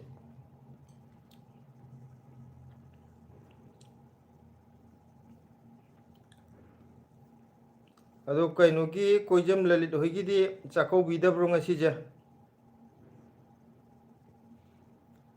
Oh, Nicole Vlogs. Why is she very tired? Hai. Ma chakouba chalubagi yamna warabane adugine. Nicole je Manipuri khange haibani na ai Manipuri da dum khumjare ko. Chakouwe na haire kaino na ju Lalit Singh na ju haibire Koijam Lalit Singh na ju aduga Nicole na ju oh okay hai haidi Nicole ju Maiterun khangbiram baje Manipuri khangbiram je am nungaire Thoithoe papa ga live tawjila odana na du tharakano adu makon thabi yadi hairaga adu tai haiba sidaida nang ni lam hele haina ba yadi mcha tho mayam na ngasai adu blesi maram ya mo e haibdo nang maram mukti hairani horen yengadawni hojik yengba yadi haiba law sida wari chana jila papa ga si mayam changi ine mi mayam yeng jur ba hoja blesi de kai leigrage hange ado nang yaudridi nungaiti haire mena adudi blesi yauningdradi to zero warabo nang ja nang khadak tawre sideda mayam na ngai leirumne blesi ga wari chana gena Rahens Thogdam Maitai haine adagi bembem athopamna sahi kya no blesi se thithena chai kya sure sahi kya surge hange sila ta khumjila blesi se sahi kya surge blesi sahi kya surge hange sahi kya surge na andak birthday pangthokhi de sahi kya subaina birthday friend takodo sahi nang mari surira mangas 4 suira 5 suira 4 already natte ta 5 natro andak 5 sure dudi blesi sahi manga sure hairo ai sahi manga sujare hairo ai mahadu puchi chuleda nang sahi manga 5 ne 5 hayo aduga asok sapam na haije Delhi khara ingabro haujikan se hai haujikan Delhi weather nungai re khara ingdare ado pollution yam wange hauji sabagi di phagre ing di inge aduga pollution di aroi bita yam ti sathi no wange pollution hauji pan thokpada akoi gi kitang allergy tawba upunda allergy tawba mi je yamna nungai tre lebida ai samaksu akoi gi kuk nungai taba min nungai taba adagi khanau nungai taba haidi lok thungbagi maina dum tawra leireba pollution je wangman bagi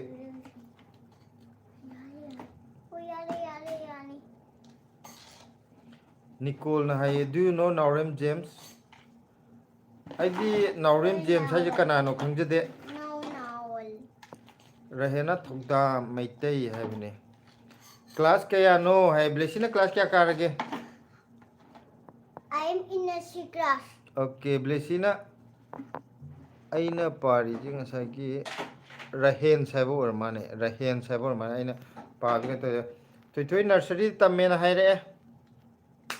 I am in Nicole no okay hai ai ka Naurem James hai kana no khangdre ai khangna che adu salo la se na adu di sakre da atopa sake jo atopa sa adu di sakre koro wall hai iyam se ngasi di chakouba mafamda thengnai ko hogdre o ngasai masak khangna kano to kaungnaram ba yabne aina ju masak khangdramina kano tawdre ngasai mafamda kano tawnaragadi khangnaramagadi kaungnaram ba yabne Koirom Bharti hai Delhi lakpada koirakke soidana koibiro akoi gidi mafam ju chathok jasin thibada ju yamna kan live ne aduna soidana koi kano to changbiro Delhi lakpada thithoi sidaida ngasai kakama chakau lakpada akoi ga thengnai adu kaudi kauna hodre hai kama koi ngasai chakhu du sidaida yauri je Kaka Koru.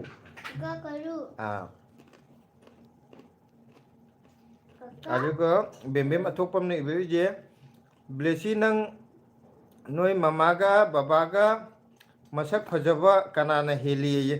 mamaga papaga je baba hai baba ne hele baba ne pajama hai sita di si hai lo baba pajama hai mama tumgi bagi ai khak le sidai dai le hobagi aingon kaino toira ai thagat ira kainom tawre khadrak tawro kainoma aduga Roshan Singha ihe hai thengkhre harena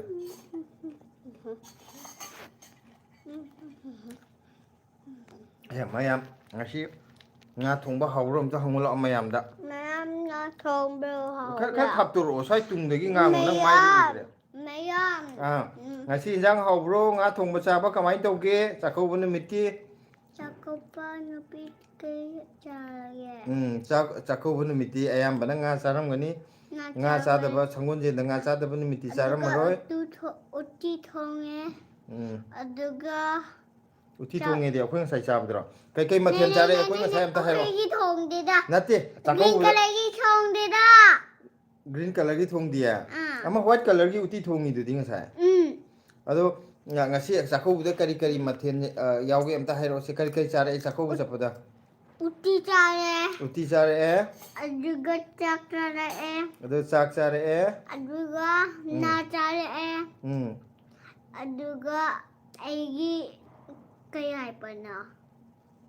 iromba sinjuga emba ga rahen sodam hai hawe hai rahen na jo aduga so cute na jo hai kaino na Roshan Singha na Nicole na I am in class 6 hai Nicole na mari class 6 ka da ngai ri ado thoi sanga thong da hawra uti di hawra uti hawte white color gi hawte nang di green and hawra green jawi aduga yellow jawi ngasai gi du yellow duni kaino nuteda mani da yellow duni da uti di ani khaktani lai je yellow duga aduga kaino ga green ga che phajana phammaga chao war go nang ja wale dai kaino na Nicole na haire je black uti haire Nicole na magi favorite ne hai uti je magi black to uti ne magi aduga Rohan stokdam na jo haire I am in 5 class haire 5th class little black class nahi I will nursery class mein mere thoi di kari class tane ba I am in nursery class I am in nursery class hai bro na hai do okay nursery kai ra okay nang like hai bro hai ta bro hayda school bus ke ye Imoinu channel na hai be ma haire amta se Imoinu channel na hai be ma haire hi injang yam hauna thongbudo how na thongo nang chaning dro mama ne he jengbudo video ai thopa ya je me ya do kariya kai to roge kana ngangri do ba ai khongao na ye ka khanau na ya khanau amte yeng bi gese ayo na bram te yeng gese khanau na ye se la hogo khanau amte yeng gese se sai sing lo aseng mai na bro phagi tawri ro aseng bi gi na ba ne yeng gese paraba se kaino na Imoinu channel hai be ma hai je nang hai adumai hai udana nang khadrak tor lei kai gino khanau nai ga geli da khanau na gre hidam ka pagi kaka asengki aigi video yeng bro aidi marak te yenge yam tuini yeng di silana hai pu de khange ba channel do haidi thong ba thakpagi yam hauna thongi yengona aduga kaino di siladi phajana yeng bane silana hai da Facebook ta ju hape habra kaino siladi Facebook pai aidi aseng ki di Facebook ti pai de bu ko YouTube khaktang khara pai aduga matam kitang sangdabagi aidi marak marakta yenge nungtigi haidi toina yengbadi oide tasengna hairabada aduga silana hairapadi jo khangine ba channel do aingon ulakpa yam phajana nambani video ji yengo kakana mai yenge buko aduga yam regular oina yengbadi siladi video amta miss tawdabani aiju silana hairapadi khangni adu khusem ji yengo kaka yam phaja phaja semani video je yam kano tawraga na adu phaju phajai haidi semni semagadi video ajumaina phajana sembana phai ado akoi di haitaba wani ise siladi udena akoi ahum live tong minaram bane ngasi je akoi chakau bu chaluba si delhi da dmcc na ko budu da ada khara mayam gi tawbuni na khara kui budu da ware na ma sum akoi hum live tong minaram bade utherak ta na ma lekta gre ngak tang hip ki ge na cha cha nang cha aduga dinesh laisramna blesi manipur tholakpada sese thuinu khoida la o hai lage sese thuinu khangbra kai tong dei no kai sese khangdra na sese khangye kai de tong dei no toga kai da tung duino ba yum tholakpada pabung oi chatuine pabung da au pen toga khoi na wai pab na muk su chalu di pabung oi yum da cha ka char kudo jang ha ho char kudo pabung na chi thong da ga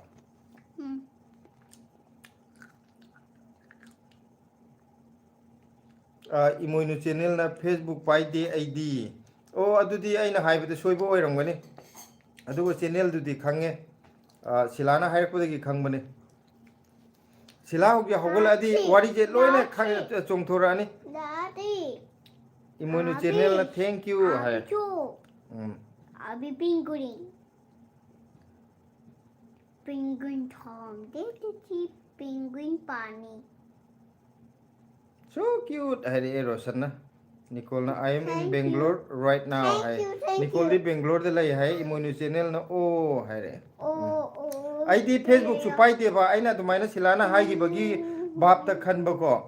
kaino to bido Facebook te ju lai hai bagi bap ta khan ba ina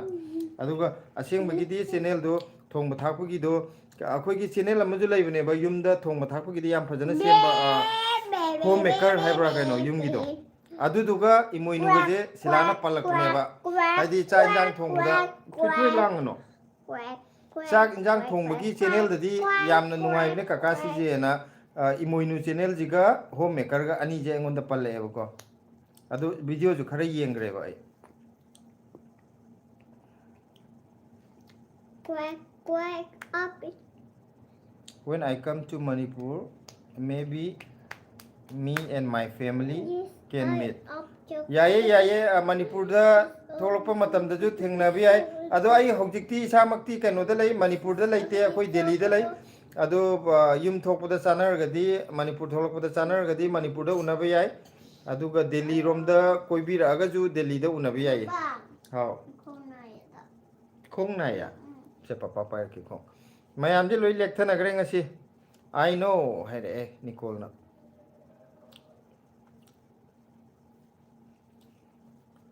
khong na pharwa ngasi di kaino je sakau chalu da moi ani di loi lek thagre thoi thoi ju lek thagre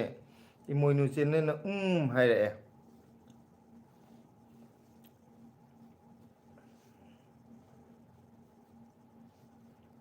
Roshan Singhana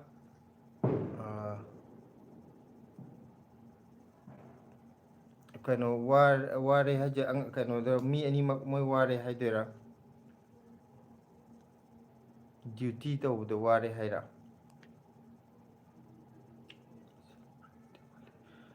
Nicole na did you guys celebrate Diwali ko ju Diwali jo tum celebrate toy Sonia ning thogjam chak ensang haurak pro dada hoi sie sila blessi sa injang haurak pro yeng sa thoi kaino je blessi je makhong na re na hippaga leigre aduga silaju sum live tong minaram badagi maju kaino tawgre yam tumninge na ngaktang hipke na hipthagre sum uiram mane live tawraga ado cha injang yam hawe ngasi kaino to chakau bugi mathel oi hawe nga thongba iromba singju adagi utti loi hawe aduga aigi oinadi lapu irombaga singju gadi mai tare aina yamna pamjaru bugi ra kaino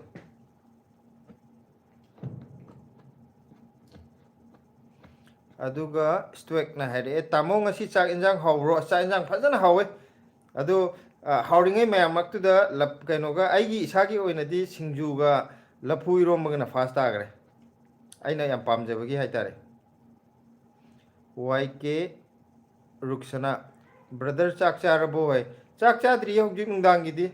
chakti thongtoga silana loisala thamgre ngasi chakau chalu bagi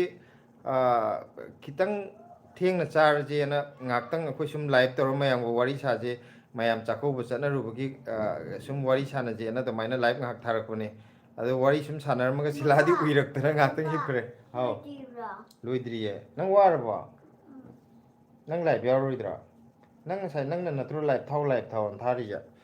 blesi nang sai de ki live thaje hai adu ma tumningi makhong na ri ngasi chalu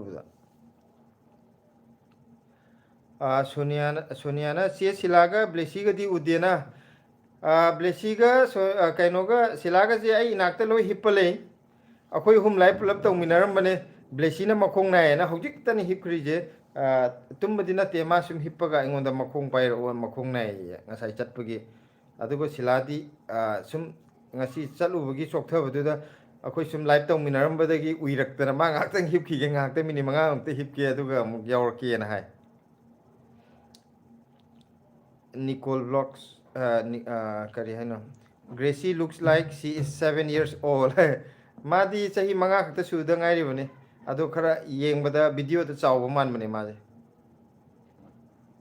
Gracie looks like she hare stoic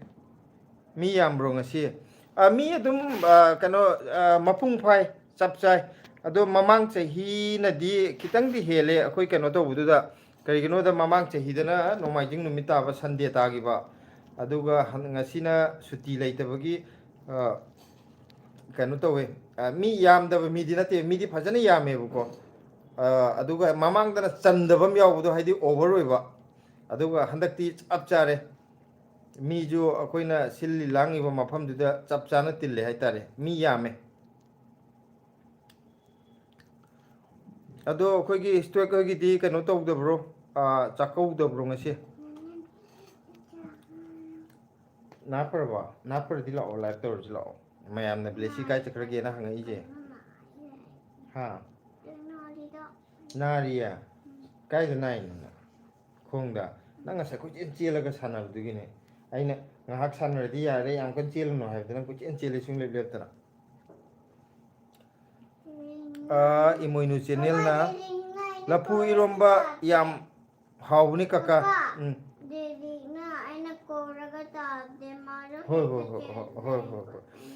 lapu iromba di chume kaino yam hawe aina ju yam pamjai lapu adu yam sengna hairga di ai yumda lai ngai di lapu iromba je ka hena kaino tok di charaga ju ne hekta iromba da ai di lapu iromba oiraga di kaina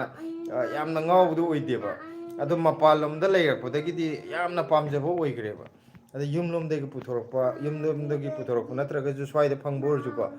lapu chab yam hawe to irol chab ju hawe adagi thongaga akhoi nga ayai baga hapaga thonga chabdo adu ju hawe dum adu iromba na di hele singju ju hawe hawbudi Roshan Singha yamba aina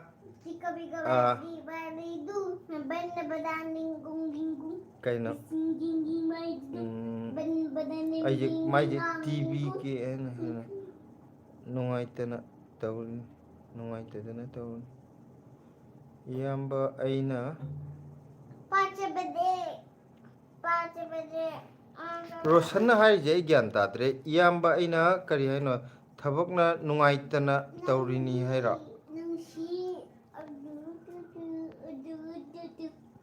thabakna nungai tana taurini haira khangre Nicole Vlogs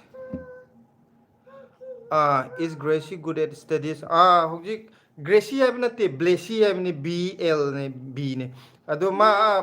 kaino to we hojik larik yam thawai yaung na to we adu ko phai akhoi na de magon hojik kai pressure pi de ma dia mangang ina adu orga ju phai larik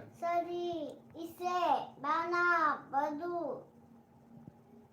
Imoinu channel kaka blue happy you ya bro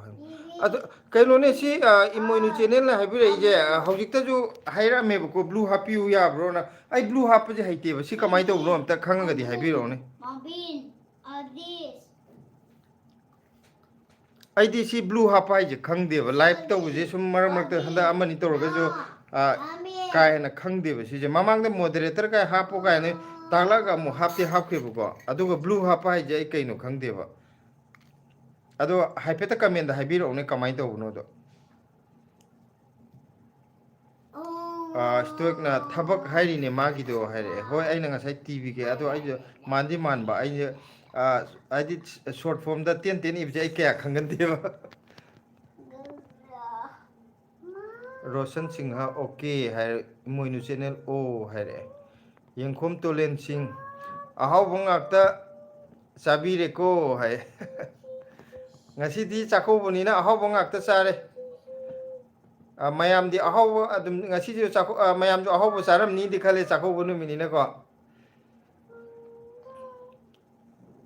imoinu channel na mayam pum na mak ai gi imoinu channel chume ai je yong ngasai na haibi ya bani imoinu channel na haire je ai je ai di bhab am da dum tawe ba se silaga live tong mina bo ding ngasai na haira da na kaka si hayo na ai sugum bu je kya khangan de bu ko ai handa hai ge kaino ne akoi hujik live yeng biri ba mayam je ai gi channel je hoji akoi ke yaubiri ba kaino je imoinu channel na ama lai je yaura je koi gi youtube ta blog hang bani imoinu channel na ma je thong ba thak pa gi video thagat pane bu ko ado yamna ju nungai bani yeng ba da haidi yamna chaning ba hawdo ma na thong bani bu ko ado mayam changbiyo blog aduga channel je support to biramo subscribe to biyo aduga kainoju video gi nungai ba de kari mathel chaningi kari ka thonganingi do mayamna kaino tawraga comment de ibiraga imoinu channel je man adum thongjarani haw bu di ado mayam support to biyo channel growth akhoi mayam support to minaje yengkhom tolen sing hoi haire aduga Roshan Singhana hoi iyamba thank you haire imoinu channel na moderator haibuduni kaka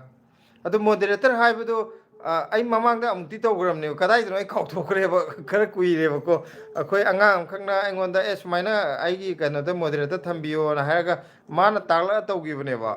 kui re ba to gi ba ai khau thokre ba toina sum to bu na tamni na ai ji khang de ba kya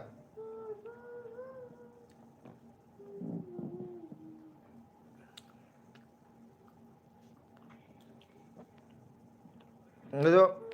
mathang da de phaje yengage si blue moderator thambaje kamai to buno jo hana kaino to dringai da live to dringai da ko kamai step to kari kamai to buno do yeng thora age mathang da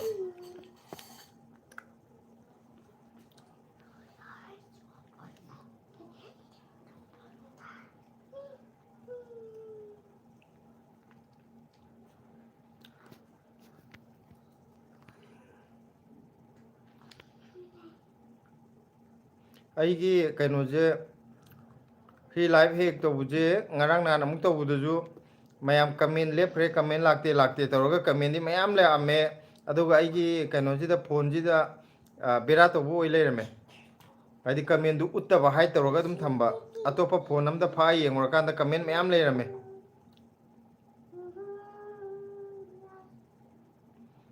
kaka blue yaugdradi yaroye blue yaudredi yaro he kari noi process kari yaw noi khangdre ba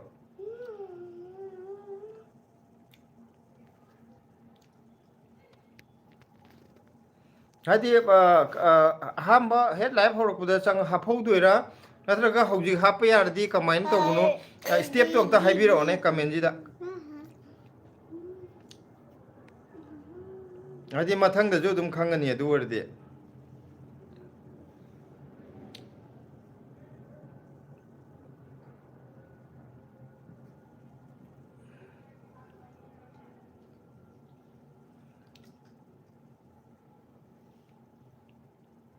kadai no omdi changa ga di to gibne ba mai si plus si de sang bro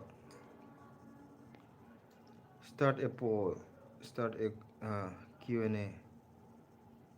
plus सिदजी नते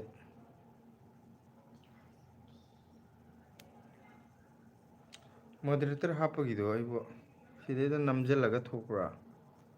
amadi pin message report remove channel activity channel oh acha acha add as moderator yaure managing standard moderator add as moderator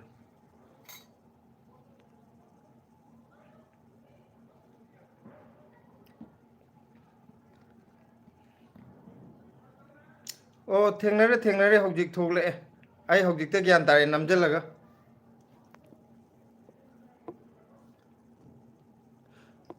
nammagrabni yaugrabne aina blue kano tawudo aina try tawudo thokle na mo hapeti tawgibagi khargadi sumai tawgigum tawune di khanba aduga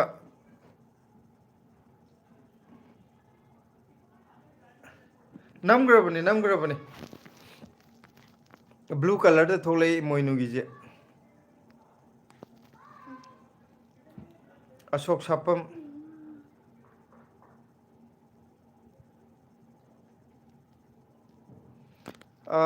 comment tu da ngahak namaga block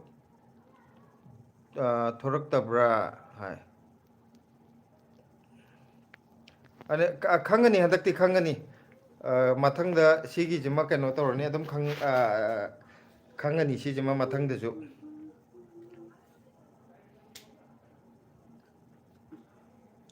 adu akoi kainugi imoinu channel wi ngasi chakoba kamai tawba ashok hoigi ju ashok sapam de karai degi oibirabno mayam gi su happy yo kaka oh mayam gi su haje mi loina mak hap to ra sigi wari kano ja ha khongju na ya kano ne imoinu na mayam gi su happy yo kaka haje akoi gi comment la ibjing je loina blue na mo haira hu kano to je blue de thon ba je moderator oina loi hapo haira ashok sapam aidi singjamai dei ne haba okay aina kaino ama haidi jaga am khak sum malu bako kaino gida konun mamangom da sum khalu ba adugi hajar ko nali jidi na phati bu na ba phatriya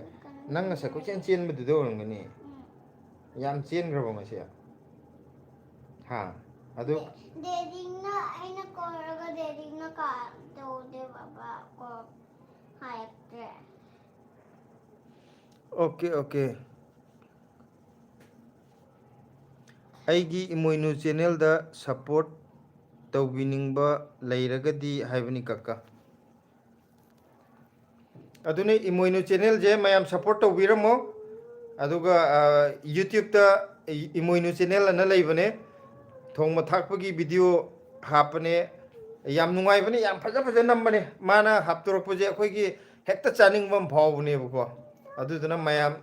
video yengbio imoinu channel gi ju aduga nungai te comment piramaga suggestion pibio esi torgadi phani ade adu thongo ada thongo adu video di yam nungai bane as kaino na angang gari indagre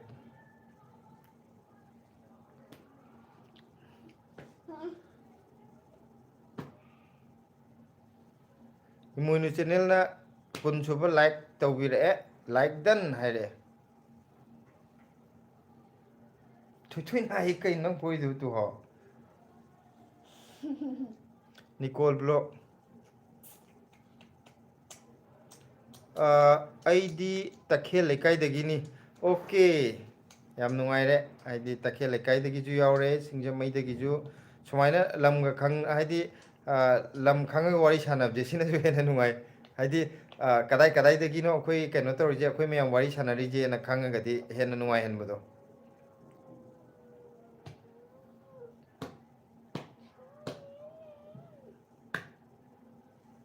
thoi lao wari sanari lao mayam na blesi di yaudre hairani mama ju sethagre aduga blesi ju mama ke toy bala tumning ye ba wa ba ki ngasi ha imoinu channel na sidai irei je mayam pumna mak support तौबीरमो channel पाइबा यावरदी हाइबिरओ है अतोपा channel पाइबिरगदी हाइदि channel हांगबिरगदी अदुजो हाइबिरओ अखोय मसेल अमना अमगा support तौनजे हाइबने अदुना अतोपा हाइदि अखोयना blog हाइना इबजिबुदी channel हांगमदो मालेको अखोय खनबदा अदुगा कैदोरे नमा येसेलबा ए phone mama येसेलबा केम तोरे खद्रक तोरे सानाबदा मतोन तौजबनिना केम तौदी हाइरिजेमो अदुना अखोयना channel हांगे जु खंगदबा यावरगदी आइगी जु channel हांगेना अदुम हाइबिरओ अदुगा अखोय मसेन अमना अमा सपोर्ट तौनरगा मयाम पुमनमक ग्रोथ तौमिननबा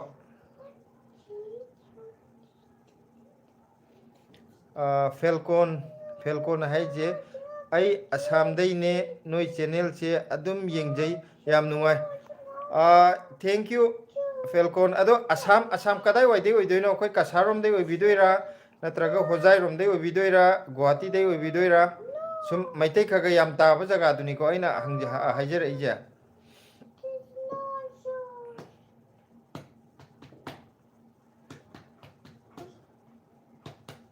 अदो कइनोजे कसारगुम्बा होजाइगुम्जे आई नोंग नत्र नोंगदि सोय लाक्चने आइना यामना चटनिंगबा मफमने याम पामजबा आई ब्लॉग खुदिंगी जो हाइबने अदुगा लाइव त जो आई अदुम अंजन अंजन पनबने आइना याम चटनिंगबा आइना याम पामजबा हाइतारेने मफमजे थाइन दगे होना आइना अदुम चटनिंगबा जगाने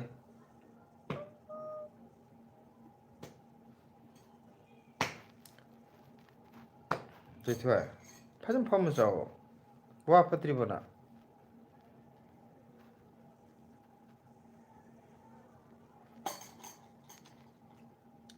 से कनो तर नंग यावरदी मयाम वारी सानबा नुंगाइरोइद्रा सिदैदा ब्लेसीदी काय चखरगे ना हंगइजे नंग वारबा वारे ओ पथार वारदे अदो मयाम वारी जु याम नुंगाइरिको मथंगदा अमुक कनो फेलकोन ने कइनो हाइरिजे कथा दिमापुर बॉर्डर कथाती ने है कथातिन है कथातिन दिमापुर बॉर्डर है जंग बॉयस व्हाट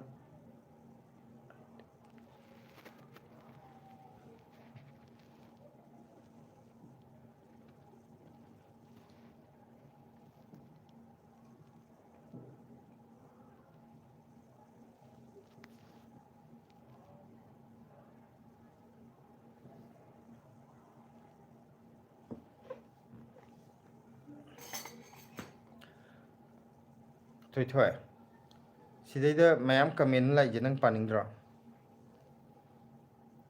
नंग असम चनिंग्ब्रा असम चटपा यावगद्रा से दिमापुर बॉर्डर दा अमजु अखोयगी यूट्यूब की फैमिली मेंबर अमजु लैबिरे सुचित्रा अकोइजम करी तौरिनो दिल्ली दा हाय दिल्ली दे सुम हिंगनबा लैरि हाय तारे थबक खरा तौजरगा अदो करी थबकनो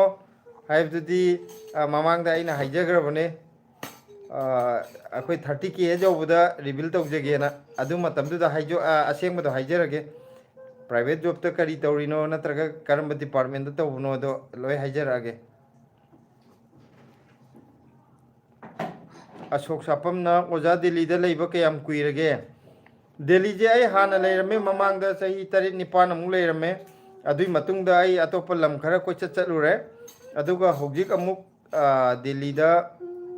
सही अहुम खरा हेले हौजिक अमुक लेरपजे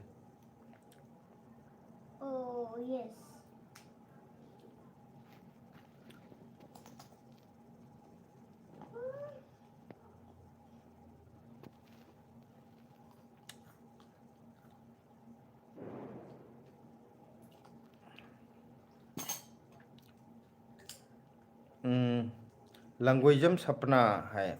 चाक इसिंग चाबीरबो है थैथै चाक चारबो हंगइजे अखोय चाकती चाजद्री चाक लोइरगा लेरे अदो ngasi चाकौबो यावबगी कैनोजे चाकसे कितंग थेंगना चाजेना दुमाय हाइनरगा सुम मयामगा ngहा वारी वाताई सानरगा अदुई मतुंग चाजेना थोंगगदी सिलानादि लोइ लोइसलगदी थामगरे एमएस के सिंहा ओजा माली यामबगी थबक से है मयाम आइजे आया मी आया मन को कोई कमेंट पिरक पज ओजा माली ngakte सी नतब अतोप अमता हायरते को आई करी सिनफम तौरम दौ मानगे न मयाम न सुम गेस तौबिरक पजे ओजा माले न लोय हाइबिरे मी आया मन ngasi bokta आई सिनफम गेस तौरक पजे ओजा ngakta हायरे को अदो मयाम न ओजा माले न हाइबिरे इजे हाइदी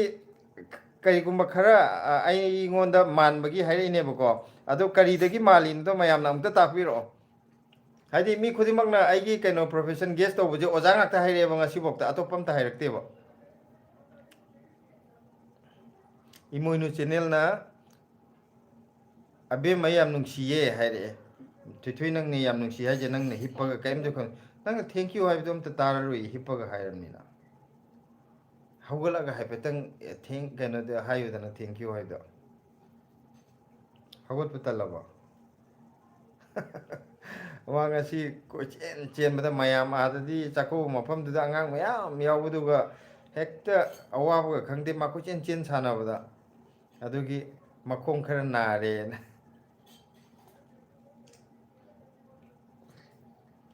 एमएस के सिंहाना हायरे इजे चश्मा उपदुनने हायरप ओके ओके सिजना ओइरम तारे मयामना अतै मो हायरक्ते ओजा माले दा हायरेबा इजे हा अदो अनु उपदुनने न हायरे अदुगा अशोक सापमना आइना ओजा हायरिदुदी respect तौजबगिने okay okay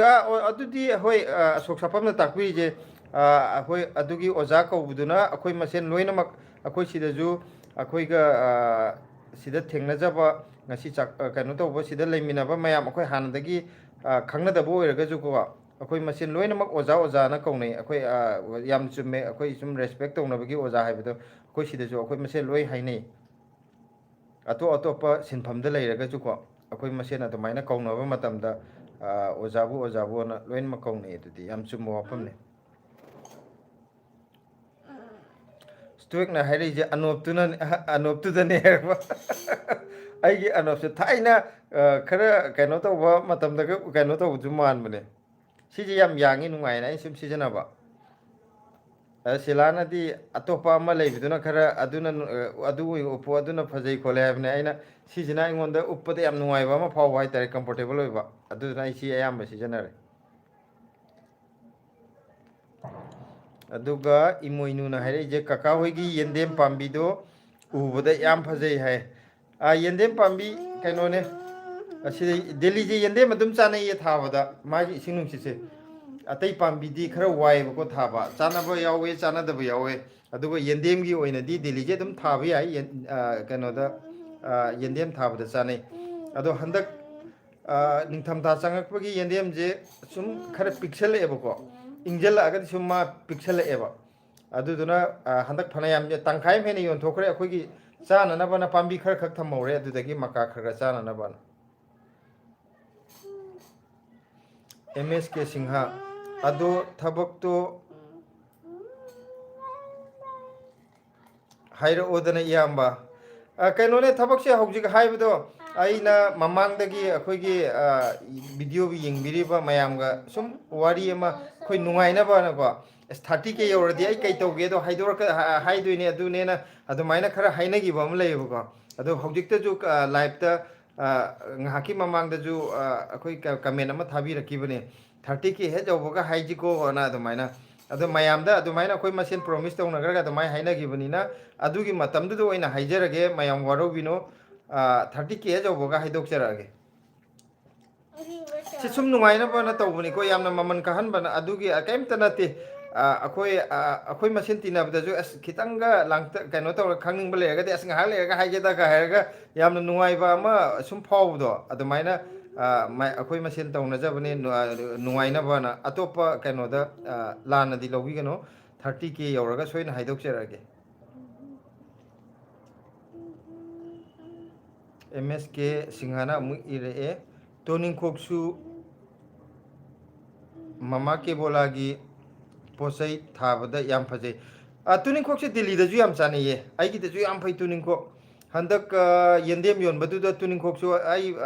tuning khok se basket ani thai ko sidai da ado basket am di pura mara ga loi lok tho ga loi nam yon thokre basket am di lai basket am du di kano to ke na adu ma di tham ge adu ga atopa masa am mu khar tha due adu hora kan da oina delhi da ju yam phai ai gi ju handak yam phai tuning khok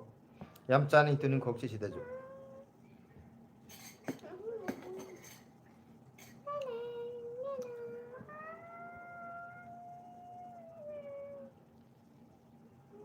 MSK Singha tuning khok sana bani yamna kaya hai na sana bani yamna saugat bani hai je kai na tuning khok su sana bani yamna saugat bani ai na pa bu soi bera immune channel na aduga mama ke bola gi posai thabde yam phajai hai sijna kaino ne irakpa immune channel na aina comment pathok khara mix to gramani ko pa ba khara soi gramani tuning khok su sana bani hai ba माने तुनी खोक सुचाने दिल्ली दे याम फै आइना पाबदा मैं खितंग mix तो सन ग्रामाने अमगा अमगा जी रेमैना हरे इजे चाकौबा थोलक तरबो कई इंसांग चारगे है युमददी थोलक त्रे चाकौबो जे अखोय दिल्ली दे ओइने यावरे दिल्ली दे जुंगसी अखोय की DMCC ना सिनबिरगा दिल्ली दे लेबा निंगोन मैम चाकौबी को अदुदा अखोय सिला होय ब्लेसी पुला पुरगा यावरे aduna ngasidi nga thongba makhan makhan atoiba thongba tawba thongba iromba uti ngasidi mathen yam yame charakpa